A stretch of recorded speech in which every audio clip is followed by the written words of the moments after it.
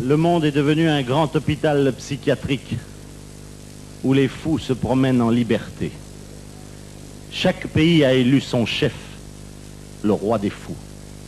Et pour ne pas que les rois s'ennuient, on leur a donné des jouets, des petits soldats, des camions, des avions à réaction. Et les rois des fous du monde entier s'invitent entre eux pour jouer. Au cours de petits goûters, ils se comparent leurs jouets. Tu as vu mon sous-marin? Et toi, tu as vu mon canon comme il tire bien? Tous les soirs, ils jouent très tard. Ils font la bombe. Ils poussent leurs petits soldats qui tombent sous les billes. Quand il n'y en a plus, ils les remplacent. Et puis les rois des fous échangent leurs jouets. Je te prête mon pétrole, mais toi tu me prêtes ta bombe à neutrons. D'accord, file-moi ton uranium et je te prêterai mes camions de soldats. Et puis il y a des rois des fous qui n'ont rien à échanger. Pas de jouets, même pas de quoi manger. À 4 heures, ils ont droit à un petit goûter à partager en 3. Ils vivent au tiers. C'est le tiers-monde. Ils traînent derrière eux, au bout d'une ficelle, un lapin qui joue du tambour.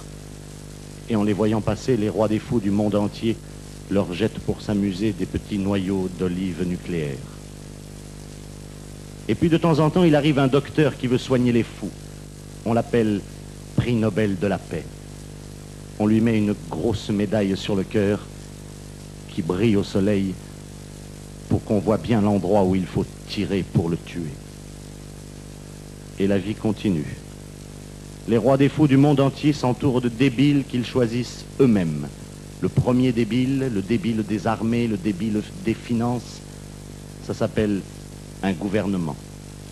Et dans le monde entier, les débiles donnent des conseils aux rois des fous pour gouverner les cons.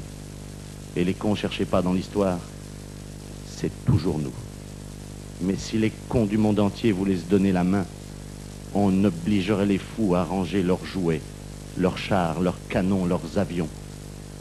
Et nous pourrions enfin nous promener en paix sur les jardins de la terre qui sont si jolis quand on n'y fait pas la guerre.